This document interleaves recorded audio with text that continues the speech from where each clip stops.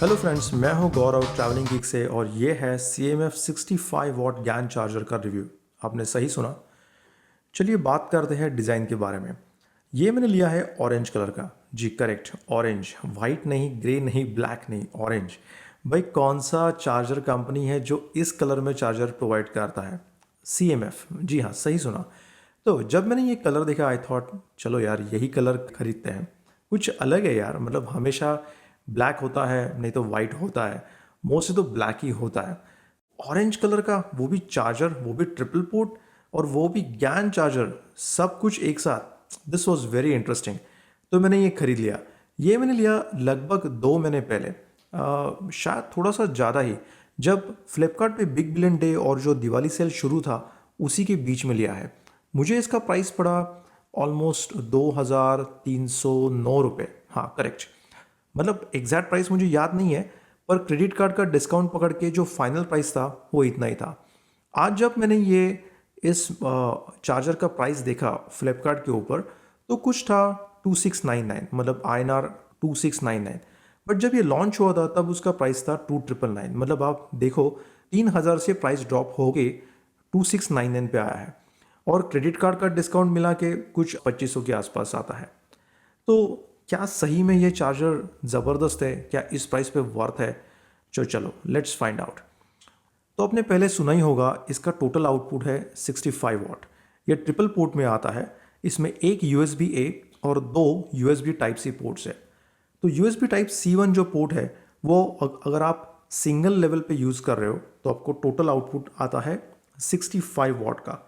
अगर आप USB-C2 अगर अकेले को यूज़ कर रहे हो तो आपको पावर का आउटपुट मिलेगा 65 वॉट। और अगर आप ये जो USB-A है इसको सिंगल लेवल पे यूज़ कर रहे हो तो मैक्सिमम आउटपुट है 36 वॉट्स। जी हाँ, आपने सही सुना, 36 वॉट्स। और कॉम्बिनेशन में क्या है?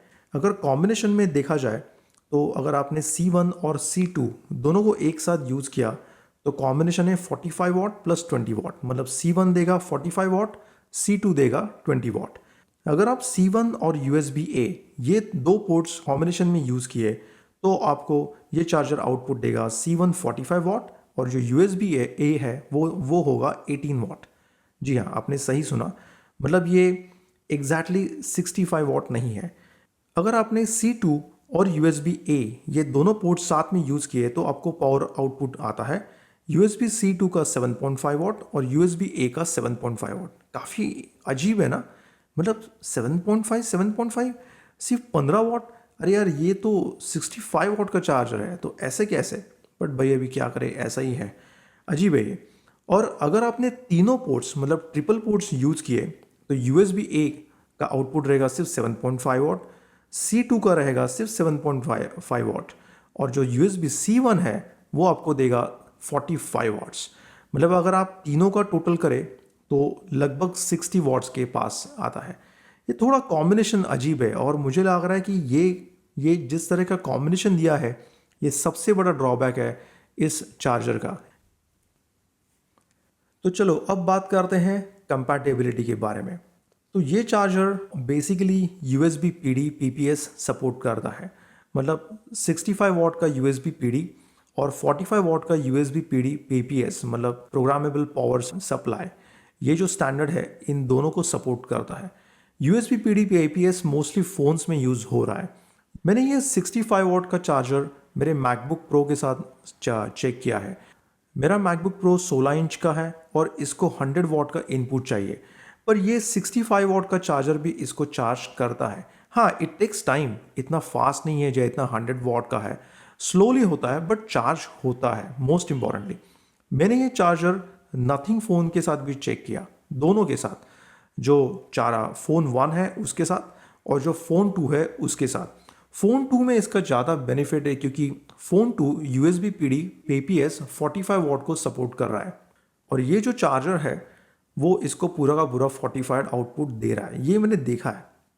नथिंग फ़ोन 2 को अगर इसके साथ चार्ज करे तो 1% से 100% का टाइम जो है वो ऑलमोस्ट 50 मिनट में है। मतलब इस चार्जर के साथ 50 मिनट में नथिंग फ़ोन 2 पूरा का पूरा चार्ज हो रहा है। और एक बात अच्छी है कि इस फ़ोन में क्विक चार्ज 1, क्विक चार्ज 2 और क्विक चार्ज 3 ये तीनों प्रोटोकॉल्स हैं। अगर आप ऐसे कोई फ़ोन्स कनेक्ट करते हो जैसे कि Xiaomi के फ़ोन्स या Oppo के फ़ोन्स जो उनके प्रोप्राइटरी स्टैंडर्ड्स के साथ आते हैं चार्जिंग के लिए, और वो चार्जिंग के स्टैंडर्ड्स इस चार्जर में नहीं है, फिर भी वो जो फोन्स है वो क्विक चार्ज, जो क्वालकॉम का क्विक चार्ज है उसके ऊपर तो फास्ट चार्ज होंगे ही होंगे। मतलब 18 वॉट का जो उनको इनपुट चाहिए रहता है वो इनपुट ये चार्जर उन फोन्स को देगा, उसमें कोई इश्यू नहीं आ रहा है। जो Xiaomi का एक पुराना फोन है, जैसा उसका नाम है Xiaomi 11 Lite 5G Any, वो मैंने इसके साथ टेस्ट किया है। वो ऑब्वियसली उसका जो क्विक चार्ज प्रोटोकॉल है, मतलब Xiaomi 11 Lite का, वो 33 वॉट पे है और वो एक प्रोप्राइटरी स्टैंडर्ड है जो Xiaomi के चार्जर्स के साथ ही अवेलेबल है। तो जब मैं CMF चार्जर उसके साथ कनेक्ट करता हूँ तो जो बेसिकली Qualcomm का क्विक चार्ज 3 है 18 वॉट का जो है, उस पर वो चार्ज होता है। अब बात करते हैं सैमसंग के बारे में। आपको मालूम ही होगा कि सैमसंग के बहुत सारे फ़ोन्स 25 वॉट चार्जिंग प्रोटोकॉल पे आते हैं, और उनके जो फ्लैगशिप्स है जैसा कि S21 अल्ट्रा है, S22 अल्ट्रा है, और 2023 का जो फ्लैगशिप फ़ोन था S23 अल्ट्रा, ये तीनों phones 45 what USB PD APS पे है। सरप्राइजिंगली ये पहला चार्जर है जो नॉन सैमसंग ब्रांडेड है, वो मेरे सैमसंग S23 अल्ट्रा को पूरा 45 वॉट का आउटपुट देता है। सैमसंग में 3 टाइप के चार्जिंग प्रोटोकॉल्स है। पहला आता है AFC, एडेप्टिव फास्ट चार्ज। अगर इस टाइप का चार्जर आपने आपके सैमसंग फ़ोन के साथ कनेक्ट किया तो उस पर लिख के आता है फास्ट चार्जिंग। सेकंड है 25 वॉट का सुपर फास्ट चार्जिंग। तो जब आप 25 वॉट का कंपैटिबल जो चार्जर है इसके साथ कनेक्ट करते हो तो सैमसंग फ़ोन के ऊपर लिख के आता है सुपर फास्ट चार्जिंग।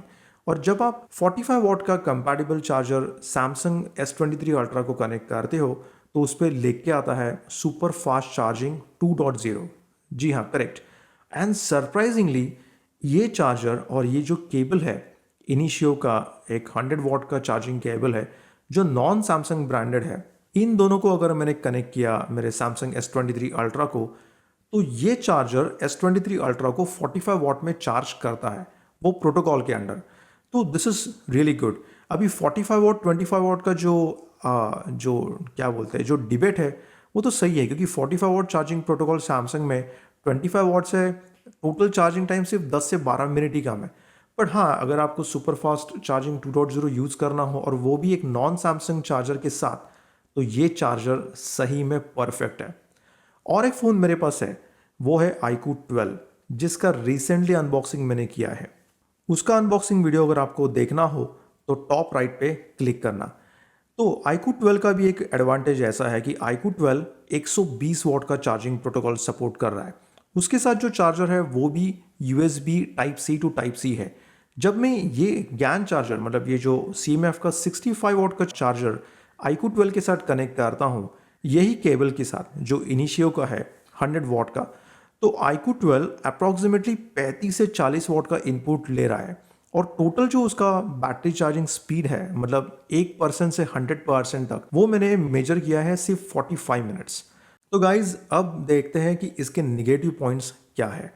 तो पहला निगेटिव पॉइंट इसका डिज़ाइन भी है, मतलब हाँ, ऑरेंज कलर बहुत अच्छा है, उसका बिल्ड क्वालिटी बहुत ही अच्छा है। तो निगेटिव क्या है यार?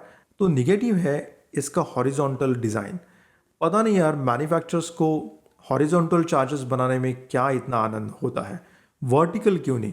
रीज़न ऐसा है कि बहुत बार बहुत सारे जगहों पे जो सॉकेट और जो स्विच है उसके बीच का अंतर बहुत ही कम होता है।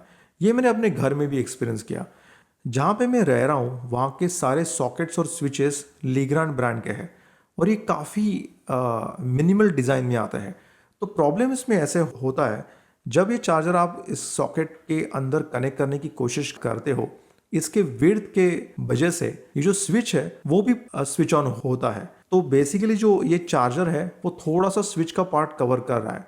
तो आप जब स्विच ऑफ करने की कोशिश करते हो तो बहुत बार होता है कि ये जो स्विच है ये चार्जर को बाहर की तरफ पुश कर रहा है। तो ये तो प्रॉब्लम है, और इसको सॉर्ट आउट करने के लिए मुझे एक अडेप्टर परचेस करना पड़ा। जी हाँ, मतलब ज़िंदगी में पहली बार मैंने सॉकेट का विड्थ मेजर किया है। मतलब कभी आपको ज़रूरत लगी कि सॉकेट की विड्थ भी मेजर करो, चार्जर की विड्थ देखो? हाँ, ये करना पड़ा। तो जो लेग्रांड का सॉकेट मेरे पास है उसका विड्थ है ऑलमोस्ट लाइक 42 mm। तो मुझे ऐसा अडाप्टर मार्केट में सर्च करना पड़ा जिसका विड्थ 42 mm से कम है, और ये मिला मुझे जीप का अडाप्टर। तो ये मेरा जो अडाप्टर है ये ट्रिपल पोर्ट है और ये मेरे लेग्रांड के सॉकेट में परफेक्टली बैठ रहा है। हाँ, तो ये एक ड्रॉबैक है इसका, इस चार्जर का। अगर ये वर्टिकल होता तो इसकी विड्थ बहुत ही कम होती थी और ये प्रॉब्लम आता ही नहीं था। ये मैं आपको दिखा रहा हूँ, यहाँ पे साइड में एक स्टफकूल का चार्जर है और ये वर्टिकल डिज़ाइन में है। ये भी मल्टी पोर्ट है, 2 पोर्ट इसमें आते हैं, but you can clearly see here कि because of its lower width, इसका विड्थ कम है, ये मेरे सॉकेट में ईजिली बैठता है और इसमें कोई अडाप्टर की ज़रूरत नहीं है। तो इसीलिए अगर vertical, specially multi port chargers अगर वर्टिकल डिज़ाइन में आते हैं तो बहुत ही बढ़िया होगा। होपफुली CMF का जो नेक्स्ट चार्जर आएगा वो वर्टिकल डिज़ाइन में आएगा। नेक्स्ट जो सबसे बड़ा मुझे नेगेटिव पॉइंट लगा कि अगर आप तीनों पोर्ट्स एक साथ यूज़ कर रहे हो तो आपको सिर्फ C1 45 वॉट का आउटपुट दे रहा है। मतलब C2 और USB-A 7.5 7.5, ये क्या है यार, इतना कम आउटपुट। मतलब आप इमेजिन करो आपके पास 2 स्मार्टफोन्स हैं और आपके पास कोई एक एक्सेसरी है, समझो कोई स्मार्ट वॉच है।